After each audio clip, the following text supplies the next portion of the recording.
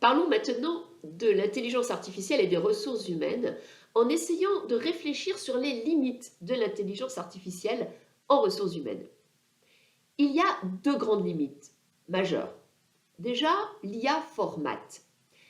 Quand on crée des solutions avec de l'intelligence artificielle, il faut bien comprendre qu'on est dans des logiques de standardisation, que ce sont les informaticiens qui vont coder et qui donc ils vont faire des choix qui sont des choix avec des critères et des contextes spécifiques qui ne correspondent pas nécessairement à la culture de l'organisation et bien entendu à son contexte.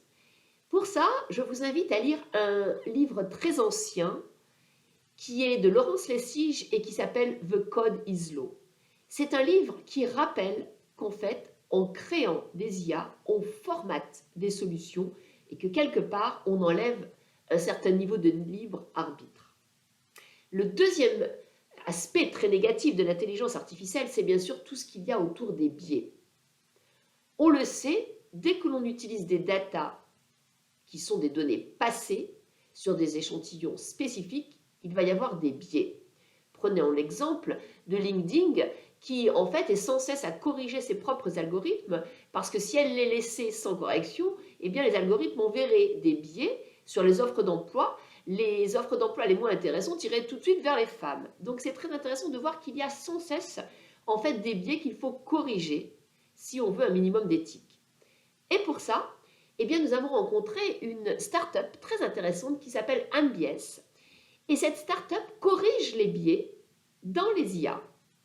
Et c'est un sujet encore plus important aujourd'hui avec la loi qui va arriver au niveau européen et qui va obliger les ressources humaines et tous les protagonistes qui utilisent des IA à vérifier, à expliquer que leurs IA sont éthiques et donc transparentes, explicables.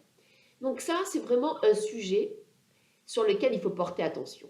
Donc les deux grandes limites de l'IA en RH, c'est la standardisation, l'automatisation hors contexte et les biais. Maintenant, comment font les entreprises? Les entreprises vont avoir des bonnes pratiques. Chacune va essayer de faire en fonction des moyens et d'une stratégie spécifique. Prenons l'exemple de DocaPost. DocaPost, qui est donc une filiale de la Poste, a décidé de travailler avec une IA spécifique qui fait de la reconnaissance identitaire et non pas de la reconnaissance faciale pour pouvoir vérifier que la personne qui, par exemple, va signer un chèque ou va demander un prêt est bien la personne avec l'identité demandée. Et donc, c'est intéressant de voir qu'en fait, c'est une solution nouvelle, spécifique, qui est quelque part une concurrente de la reconnaissance faciale. Une deuxième entreprise que vous pouvez également voir dans les interviews, qui est donc l'entreprise Amadeus. Vous savez, Amadeus, c'est quelque part ceux qui vont avoir l'ensemble des étapes sur le voyage, de l'enregistrement du passager jusqu'à la mise à disposition de sa valise dans la soute. Et donc Amadeus travaille avec des IA et développe aussi en interne des IA pour voir la pertinence de ce qu'il peut proposer en externe.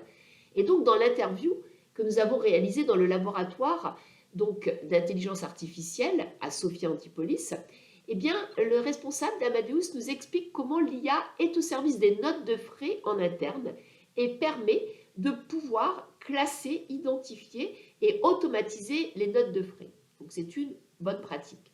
Et puis, nous avons une autre bonne pratique intéressante présentée par le général Monsieur Perrault de la Gendarmerie nationale, qui est responsable de l'IA au niveau national et qui nous explique comment la gendarmerie propose un ensemble de pratiques pour sécuriser l'IA dans les entreprises et demain dans le métaverse. Donc on le voit, il y a des bonnes pratiques spécifiques à chaque entreprise. Mais il y a deux autres leviers plus généraux.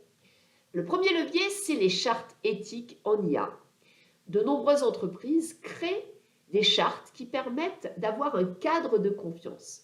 Nous vous proposons deux exemples. L'exemple d'Orange, avec le témoignage de Madame Delphine Pouponneau, qui montre comment Orange a décidé de créer une charte inclusive et une charte éthique par rapport à l'IA. Et le deuxième exemple, c'est l'exemple de DocaPost, qui également travaille sur une charte et décline cette charte sous forme d'un grand questionnaire afin que chaque projet IA dans l'entreprise puisse avoir une note par rapport aux critères fixés par la charte. Et puis nous avons un deuxième levier, un levier très important pour nous qui est le dialogue social.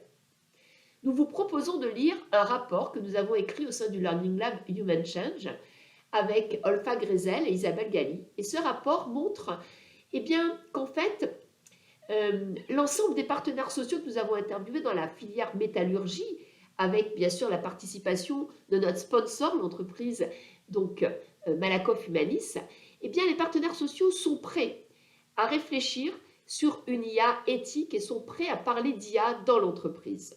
Ce rapport est intéressant parce qu'il donne des pistes pour engager un dialogue social sur l'IA avec les partenaires sociaux. Et puis, la deuxième alternative intéressante, c'est l'interview de Madame Salisna Franca, qui est à la CFDT, qui a engagé une réflexion au niveau européen sur l'IA et les partenaires sociaux. Et nous vous invitons à lire son ouvrage, qui est l'IA au travail. Et c'est intéressant parce qu'elle montre aujourd'hui l'ensemble des possibles lorsqu'on veut vraiment avoir une ouverture sur les partenaires sociaux quand on parle d'IA. Voilà ce que l'on pouvait dire sur les risques liés à l'IA en ressources humaines, mais également sur les solutions autour des bonnes pratiques, autour des chartes éthiques et du dialogue avec les partenaires sociaux.